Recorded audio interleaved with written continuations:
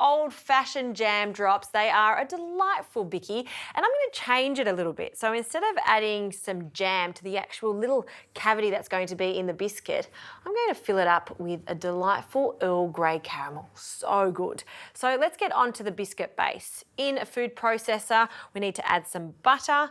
So butter that's been slightly softened. To that, some sugar, so classic biscuit base. Lid goes on, and I'm going to cream the sugar and the butter together until it's light and fluffy. All right, so much easier when you're doing this in a mixer or a food processor. See how that's light and fluffy? That's what we're after. So now we can add 1 egg. And to that I'll add a little vanilla extract. So about a teaspoon of vanilla extract. When I'm baking, I like to use vanilla extract.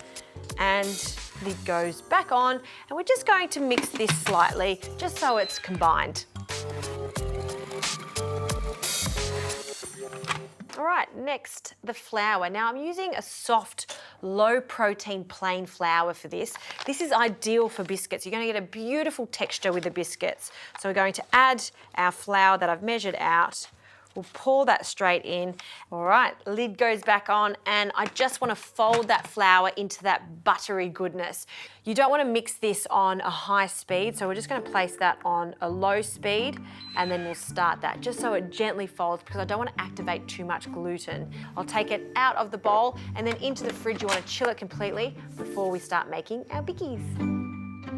While the biscuit dough is chilling, let's get on to this caramel. So into a pot, I'll add some butter, and to that we need some brown sugar. And this is a little interesting, the Earl Grey edition. It's just a subtle flavour, but I really like the point of difference.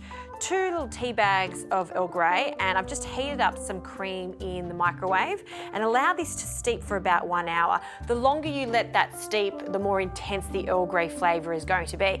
And of course, you can change the tea if you want. You could add some black tea. Chai tea is a fantastic option too. So we'll add that cream, and heat goes on, and this just needs to melt away together, bubble, reduce slightly, then pop it in the fridge and allow it to cool completely so it becomes really fudgy.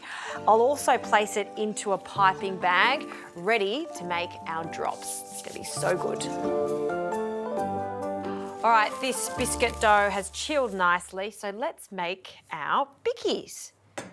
So we just want to press that down slightly, and you don't have to roll it or anything. Just use a little ice cream scoop if you have one. If not, just a tablespoon measure, or you can make it even smaller into teaspoon-sized biscuits. So I like to do this just to make sure all of my biscuits are uniform in size. So I just scoop a little bit, take that out, and then we're going to roll that into a ball. Place that onto a tray and just press down on it slightly so we've got cute round little bicky. Now we need to make a little indent so that delicious drop of caramel can be added right at the end. So I just grab a back of a wooden spoon and place a little dot. Now be sure not to go all the way through, because we want that to be like a little cup for our caramel.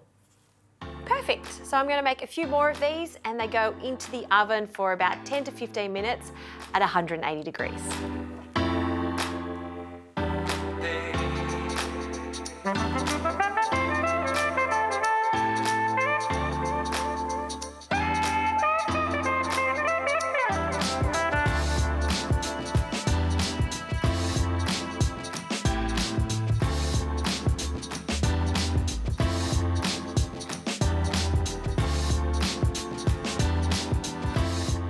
I've just been piping this Earl Grey caramel into each little drop biscuit, and it's such a thrill to do because this is so delicious, and these biscuits are perfectly cooked. See how they're just slightly blonde? That's what we're after. You don't want them to be overcooked.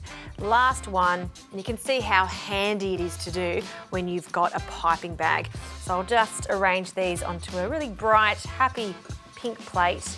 And if you like, you can just wait a little longer for that caramel to set, or serve straight away. What I love most about this is that buttery biscuit that's slightly crisp, and then that caramel that has a hint of Earl Grey. And just to finish it off, a little sprinkle of salt on that caramel really takes it to the next level. Jam drops, delicious.